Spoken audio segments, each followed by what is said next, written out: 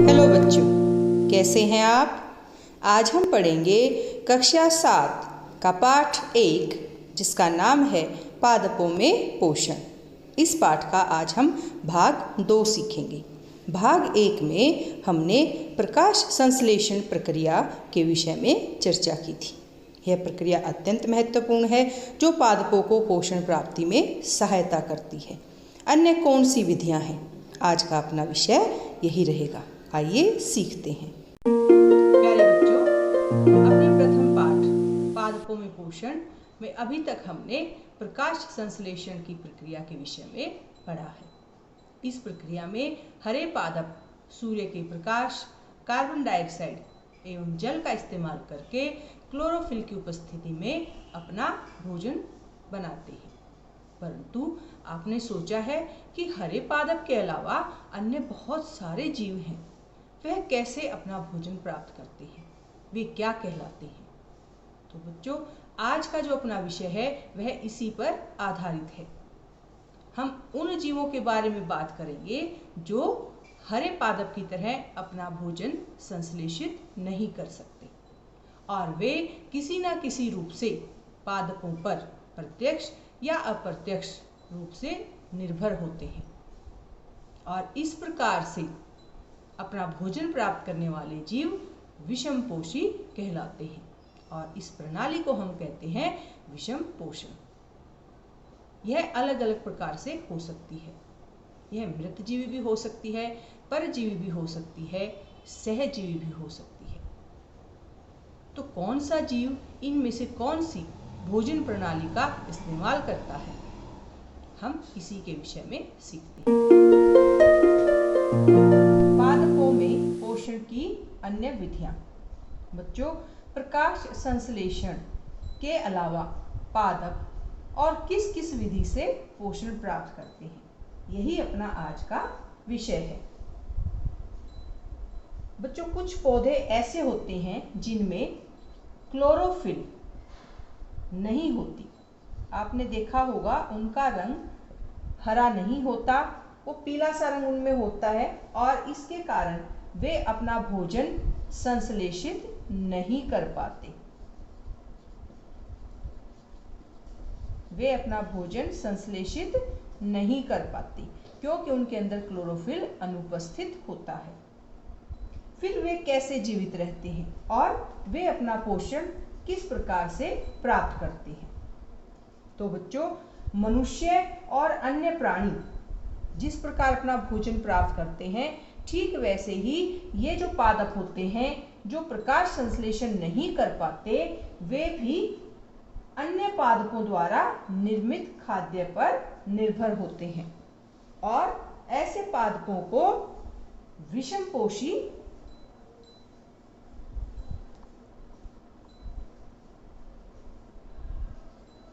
पादप या जीव कहेंगे। और यह जो प्रणाली है जिसमें हम अपने भोजन के लिए किसी अन्य पर निर्भर करते हैं, वह कहलाती है विषमपोषी प्रणाली। क्या कहलाएगी? विषमपोषी प्रणाली। यहां हम एक पेड़ बना रहे हैं। ये आप अक्सर अपने आसपास देखते होंगे और यहां नीचे से एक बेल इस तरीके से इस पूरे पादप को ढक लेती है। यह जो बेल होती है, यह होती है अमर बेल और इसके पत्तों को यदि आप ध्यानपूर्वक देखते हैं तो इनके अंदर आपको हरा रंग बिल्कुल नजर नहीं आएगा। यह पीले से रंग की एक संरचना होती है रस्सी के जैसी और ये जो पादप होता है ये अपना भोजन फिर कहां से प्राप्त करता है? तो ये अपना भोजन उस पादप से प्राप्त करते हैं जिस पर ये आरोहित होते हैं।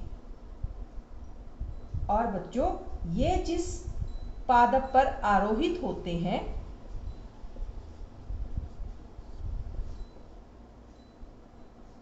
वो है पादप, यानी ये पादप जिस पर ये आरोहित हैं, ये पादप कहलाएगा परपोषी। यानी दूसरे का पोषण करने वाला। ये जो शब्द है परपोषी, इसका अर्थ हुआ दूसरे का पोषण करने वाला। और यहाँ ये पादप किसका पोषण कर रहा है? अमर बेल का। अब क्योंकि अमर बेल इस पादप से परपोषी को, ये जो पादप है जो परपोषी है, इसको इसके अमूल्य पोषकों से, अमूल्य पोषक कैसे? क्योंकि ये जो पोषक हैं ये इस पादप को अपने जीवन के लिए चाहिए होते हैं, इसीलिए ये अमूल्य पोषक है। तो ये जो अमर बेल है ये इस पादप को इसके अमूल्य पोषकों से वंचित कर देती है, यानी इससे ले लेती है। अब वो पोषक इस पादप के पास नहीं रहते, तो ये जो अमर बेल है ये क्या कहलाएगी? ये कहलाएगी परजीवी। क्या कहलाएगी? परजीवी। ये आपको नाम याद रखना है। और क्यों कहलाएगी? क्योंकि ये इस पादप जो परपोषी है, इस पादप को इसके अमूल्य पोषकों से वंचित कर देती है, इसीलिए हम अमर बेल को परजीवी कहेंगे। और कोई भी ऐसा जीव जो इस प्रकार से अपना भोजन प्राप्त करता है वह जीव भी परजीवी कहलाएगा। आप याद कीजिए, जब आपको मच्छर काटते हैं या खटमल या जब जूं या एक जोंक जो जानवरों में पाया जाने वाला एक जीव होता है, वे भी इसी प्रकार से अपना भोजन प्राप्त करते हैं। तो पहली जो पोषण प्रणाली हुई जिससे पादप अपना पोषण प्राप्त करते हैं वह हुई परजीवी। और परजीवी का उदाहरण कौन हुआ? अमर बेल। अब आप अमर बेल के जैसे ही कोई दो उदाहरण और सोचिए जो परजीवी होते हैं। क्या आपने ऐसे पादपों को देखा या उनके विषय में सुना है जो जंतुओं का भक्षण करते हैं? जी हाँ बच्चों, आपने बिल्कुल ठीक सुना, जंतुओं का भक्षण करना। कोई पादप, कोई पेड़ किसी जंतु को खा सकता है? सोचिए, है ना विस्मयकारी बात। ये जो पादप होते हैं ये क्या करते हैं?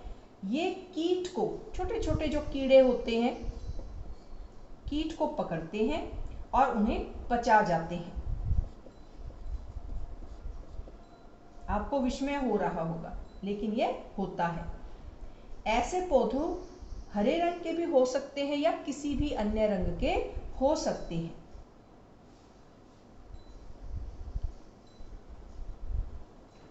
जैसे अभी मैं आपको यहाँ एक चित्र बना के दिखाऊं, तो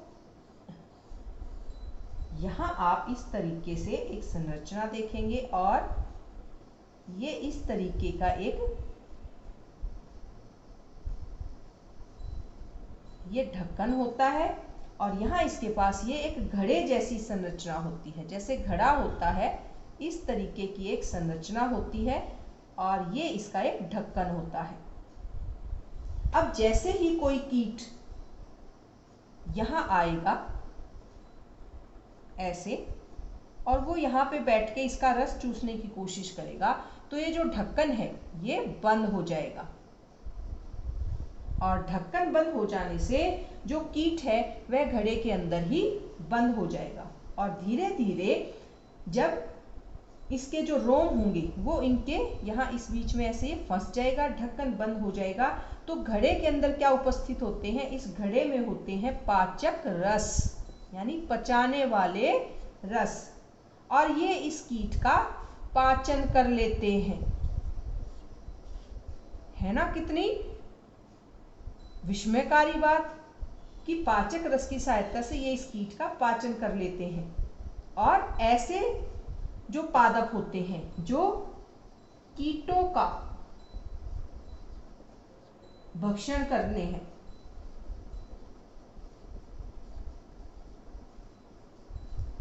ऐसे पादप कीटभक्षी पादप कहलाते हैं। क्या नाम होता है इनका? कीटभक्षी पादप। इसके उदाहरण बताइए। एक तो यही जिसका चित्र हमने बनाया है, जिसका नाम होता है घटपर्णी, और इंग्लिश में कहें तो वीनस फ्लाई ट्रैप। एक उदाहरण तो ये हुआ घटपर्णी या वीनस फ्लाई ट्रैप, और एक होता है बच्चों सनड्यू प्लांट, यह भी कीटभक्षी होता है। और इसके बारे में आप और भी जानकारी प्राप्त कर सकते हैं। बच्चों आप एक प्रश्न है जो आप सोच के बताइए कि यदि ये जो घटपर्णी पौधा है इसका रंग हरा भी हो सकता है, और यदि यह हरा रंग का है तो फिर यह इन कीटों का भक्षण क्यों करता है? क्योंकि यह तो प्रकाश संश्लेषण भी करता होगा। लेकिन इसका मैं आपको हिंट दे देती हूँ, उस हिंट से आप सोचें। ऐसा हो सकता है बच्चों कि जो इस प्रकार के पादप हैं वो मिट्टी से सभी पोषक प्राप्त नहीं कर पाते, और उन पूरे पोषकों को पूरा करने के लिए ये कीटों का भक्षण करते हैं। तो ये हुए परजीवी और कीटभक्षी पादपों की विषय में बात। अब हम चलते हैं एक अन्य तरीके के जीवों के विषय में जानने के बारे में, और ये आपने बहुत बार देखा है, मृत जीवी। यह क्या होते हैं बच्चों? आपने इस प्रकार की एक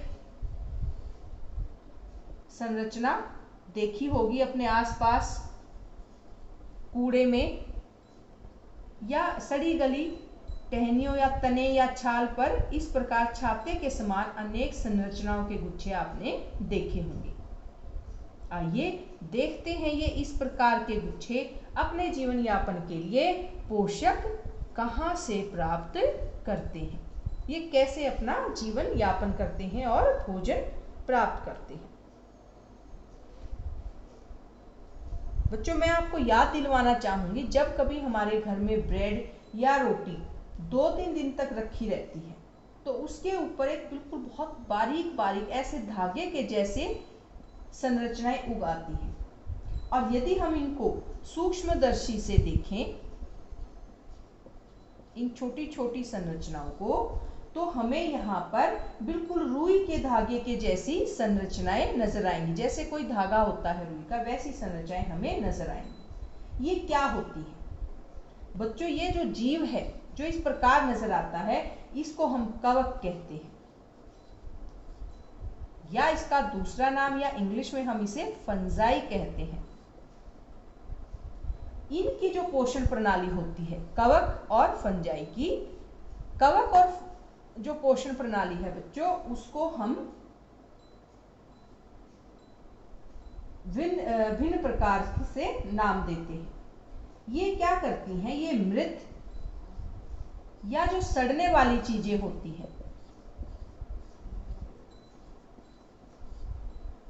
उन वस्तुओं की सतह पर कुछ पाचक रस का स्त्रावण करती है, यानी वहां कुछ पाचक रस छोड़ देती हैं।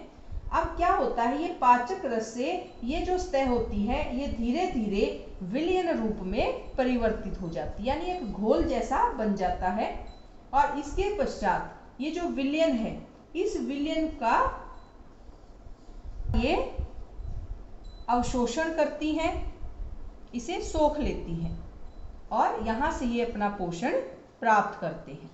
अब क्योंकि इन्होंने अपना पोषण किसी मृत या सड़ने गलने वाली सतह से प्राप्त किया है, तो हम इस प्रकार की पोषण प्रणाली को नाम देंगे मृत जीवी पोषण, और यह जो जीव होंगे यह कहलाएंगे मृत जीवी। और इसका उदाहरण क्या हुआ?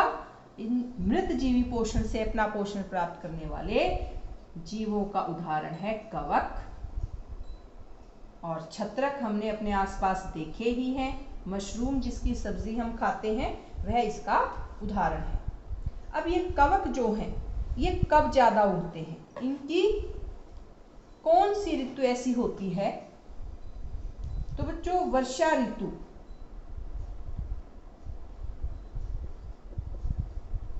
वर्षा ऋतु में वह सारी परिस्थितियां उपस्थित होती हैं जब कवक सबसे ज्यादा अपनी वृद्धि कर सकते हैं। तो आप कहेंगे ऐसी कौन सी परिस्थितियां हैं जो केवल वर्षा ऋतु में होती हैं? तो ऐसी परिस्थितियां हैं बच्चों की जो कवक है उसको नम और उष्ण स्थान चाहिए होता है अपनी वृद्धि के लिए, और नम और उष्ण स्थान ज्यादा उपलब्ध होते हैं वर्षा ऋतु में। इस ऋतु में आप आचार, चमड़े की वस्तुएं जैसे बेल्ट, पर्स, कपड़े या बहुत सारे ऐसे सामान पर कवक को वृद्धि करते हुए देखेंगे। और इसका नुकसान ये होता है कि इन सभी सामान पर कवक की वृद्धि के कारण ये सामान जो है नष्ट हो जाता है या हमारे उपयोग का नहीं रहता। अब ये बच्चों आप सोचोगे कि ये आते कहाँ से हैं? कवक ऐसे वर्षा ऋतु में कैसे अचानक से इन सामान पर वृद्धि कर लेते हैं, उग जाते हैं? तो जो कवक होता है इसके जो बीजाणु होते हैं ये क्या होते हैं? ये वायु में ही उपस्थित होते हैं, हवा के अंदर मौजूद होते हैं। और जैसे ही इनको कोई जैव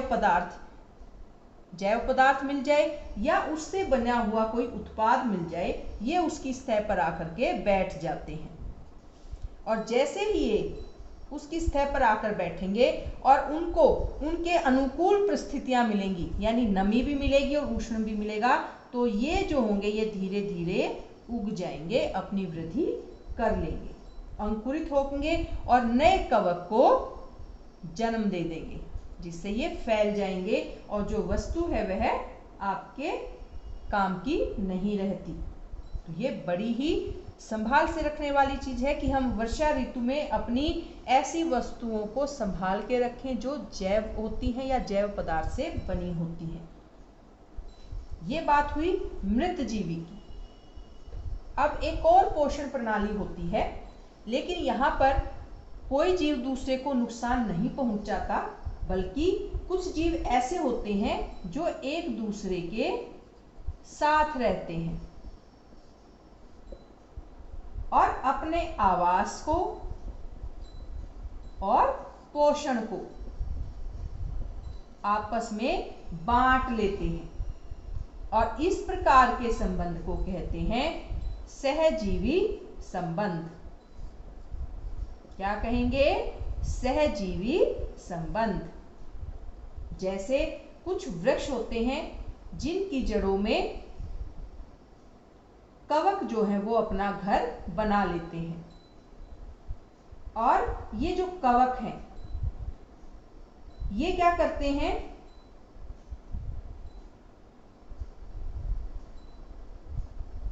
जो कवक हैं ये वृक्ष की जड़ों में रहते हैं, और वृक्ष क्या है? वृक्ष इस कवक को पोषण प्रदान करता है। वृक्ष क्या देगा?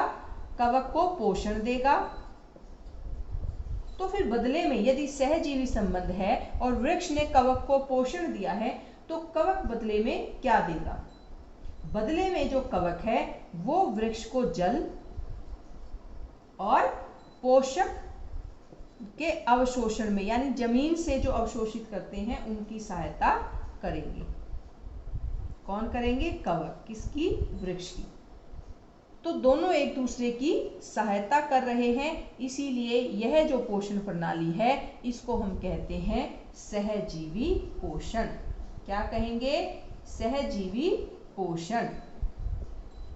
इसमें दोनों ही एक दूसरे के सहायता करते हैं, और इसका उदाहरण होता है लाइकेन।